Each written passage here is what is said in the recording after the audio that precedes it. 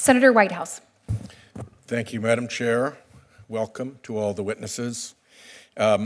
We have real problems in this country with opioid addiction. I was the lead Democrat author of the Comprehensive Addiction Recovery Act, which both changed the nature of the response to this with a lot more emphasis on recovery and prevention, and also opened up significant funding that has flowed through to states to help the groups that are helping people through their addiction and through their recovery. At this point, as best I can tell, the Trump funding freeze is blocking dollars that would otherwise be flowing to treatment and recovery groups around the country. In some cases, it's not so much that they're being told no, it's that they can't get a straight answer. And the confusion could well be just a deliberate fog to obscure the freeze. The lawsuits that are proceeding will help clarify that. But in the meantime, I think it's notable when we're dealing here with this issue to understand that the Trump administration has unilaterally frozen funds that flow through to this problem. Our community health centers in Rhode Island are seeing funds similarly either blocked or fogged so that they can't get an answer that the funds are cleared. And it's through community health centers that a lot of people get their treatment as they deal with addiction and recovery issues.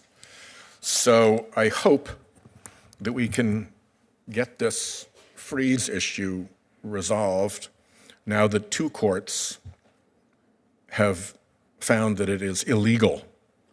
In the same way that the Trump administration doesn't seem to respect the power of the purse and Congress, it is not clear that they respect the power of the courts to decide what the law is. So we will have to see, but we are clearly outside of constitutional bounds at this point, and people who count on addiction and recovery services are in the target hairs of this. We have agreed, I think, as a committee, and we've done some pretty good work together as a committee, Republicans and Democrats alike, to try to put pressure on drug sales that come via the internet and through social media. So it's disturbing to me that President Trump pardoned an individual who ran a drug-selling dark web site. He also had some murder-for-hire accusations, just to add a little bit of color to what a decent person he was. I think the place where we can make the most progress, as Ranking Member Durbin mentioned earlier, is with Section 230. I applaud the litigation that is going forward. I applaud the lawyers who've been able to negotiate the various hurdles that Congress has erected to the American system of justice having its role in dealing with these deaths and with these tragedies. I think there's bipartisan support for repealing Section 230. I am on for that, and I think the sooner we do that, the better we are. It is simply wrong for these enormously powerful social media entities to have rights to do harm to Americans without accountability that no other entity shares.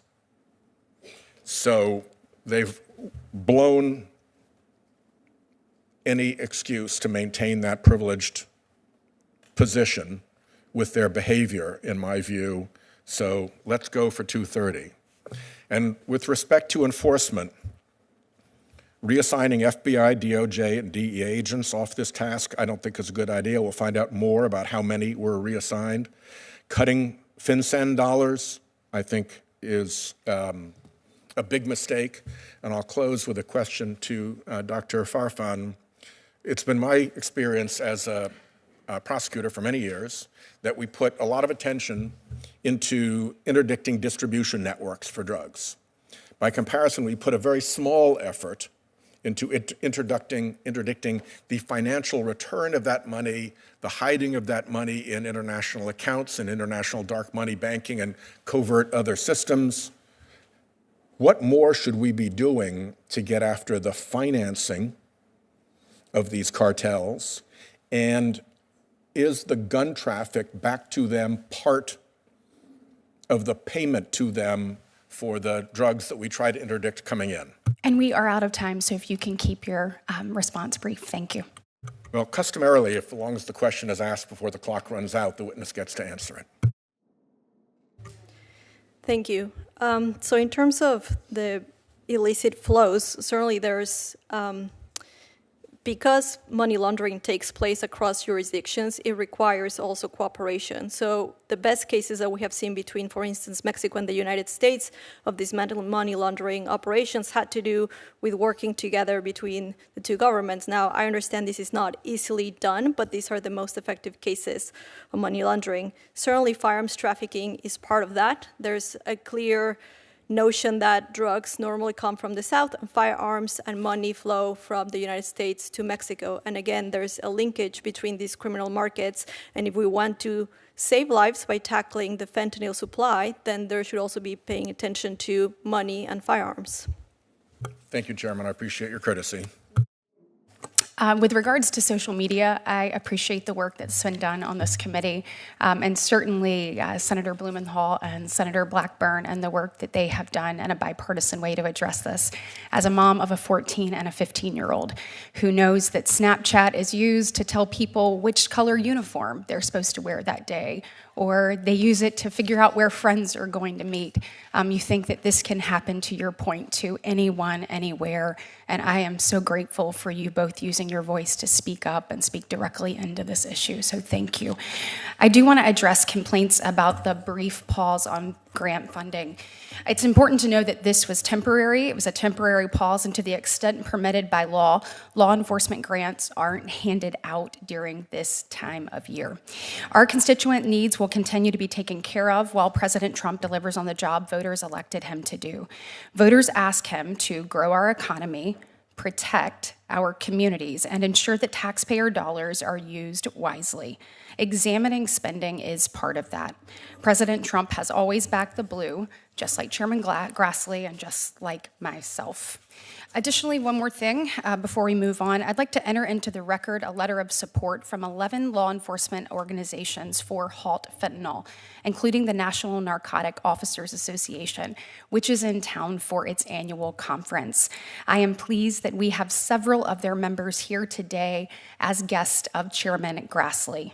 These organizations represent constituents from each of our states and a significant portion of our nation's federal, state, and local law enforcement communities.